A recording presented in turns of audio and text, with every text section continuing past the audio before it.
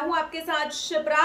आज मध्य प्रदेश संयुक्त मोर्चा के राष्ट्रीय अध्यक्ष सुनील सिंघल ने प्रेस कॉन्फ्रेंस करते हुए बताया कि हम विधानसभा में 230 सीटों पर अपने उम्मीदवार उतारने जा रहे हैं और हमें उम्मीद है कि जनता हमें पूर्ण समर्थन देगी।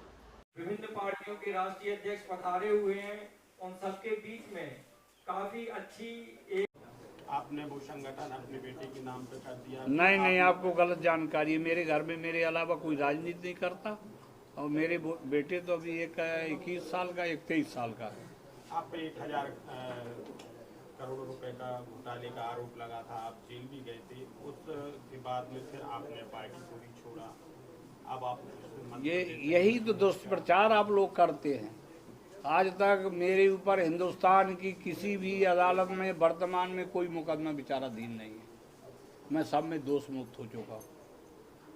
दूसरी बात मैं ये भी कहना चाहता हूँ कि आप पूरे बुंदेलखंड में चले जाइए, किसी से भी जनमत सर्वेक्षण करा लूँ जो हमारे खिलाफ चुनाव लड़ा, अगर वो कह दे कि बेईमान है तो मैं मान लूँगा। लड़ाई तो इसी बात पर हो रही है ना कि जो हेलीकॉप्टर चुरा ले वो हीरो और लोग उसके साथ फोटो खिंचाएं, और जो साइकिल चुरा के ले जाए वो जीरो और मार खाए। जो बड़े बड़े खजाने बैंक खाली कर रहे हैं वो धरती के भगवान हैं, इष्टदेव हैं। किसान जो फसल पैदा कर रहा है उसकी कीमत उसको मिल नहीं रही। कितनी आखिरी सवाल, ये काल्पनिक प्रश्न है।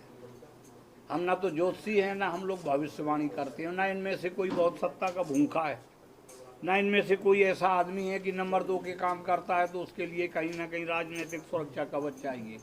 वर्तमान लंबे समय की जो परिस्थितियां, इनसे दुखी होकर के ये लोग सड़क पर उतरे, क्योंकि जिस पर भी भरोसा करके ये उसके साथ निकले वो आदर्श जनसेवक साबित नहीं हुआ, लोगों की विश्वास और अपेक्षा पर खरा नहीं उतरा।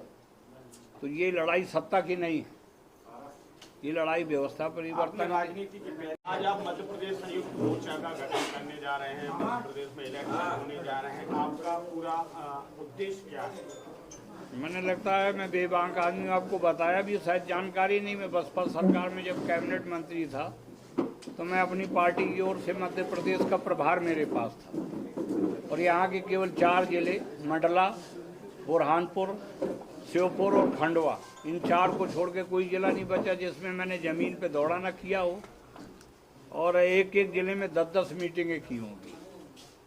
और वैसे भी मेरी ससुराल भी है और मैं महोबा जिले का हूँ, तो और मध्य प्रदेश में मेरी ज़मीन भी है। तो इस तरह से आप समझ लो हम लोग मध्य प्रदेश से बड़ा नज़दीक से जुड़े हुए हैं।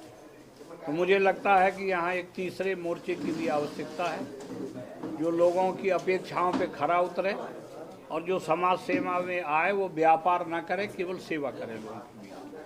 और समाज में धर्म और जाति के नाम पर जो विभाजन हो रहा है वो खत्म हो।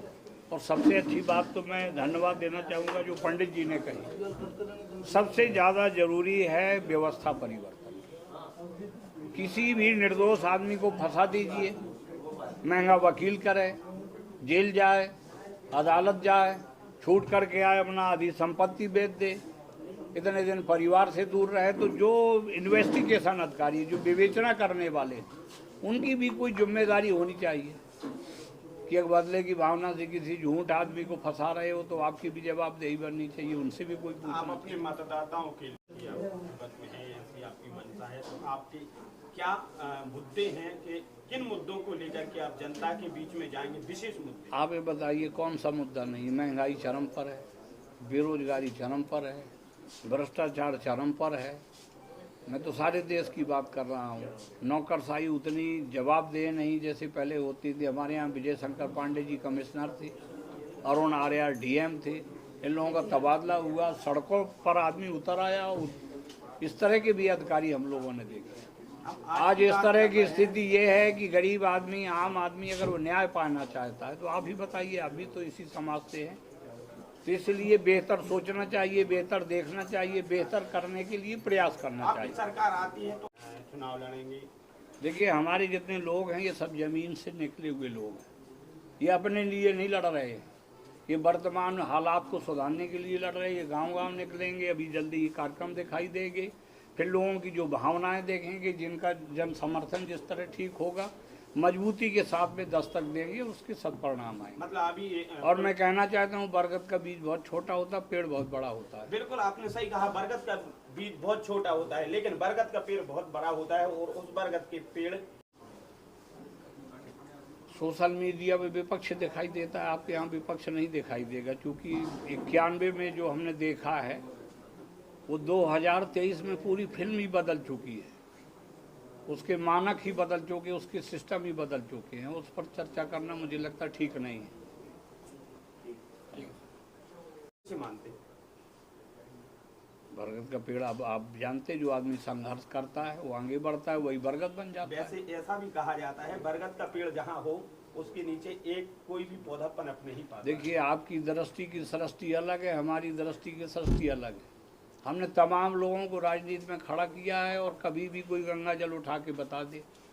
आप भ्रष्टाचार की बात करते, मैंने कभी विधायक निधि में 1 रुपया नहीं लिया, सैकड़ों लोगों को मुफ्त में नौकरी दी। इतने गरीब घर के लोग, आप जाइए तो वहाँ कभी। अब हमारे खिलाफ बोलिए, किसी जाति का हो, हिंदू मुस्लिम हो, दौड़ा दे।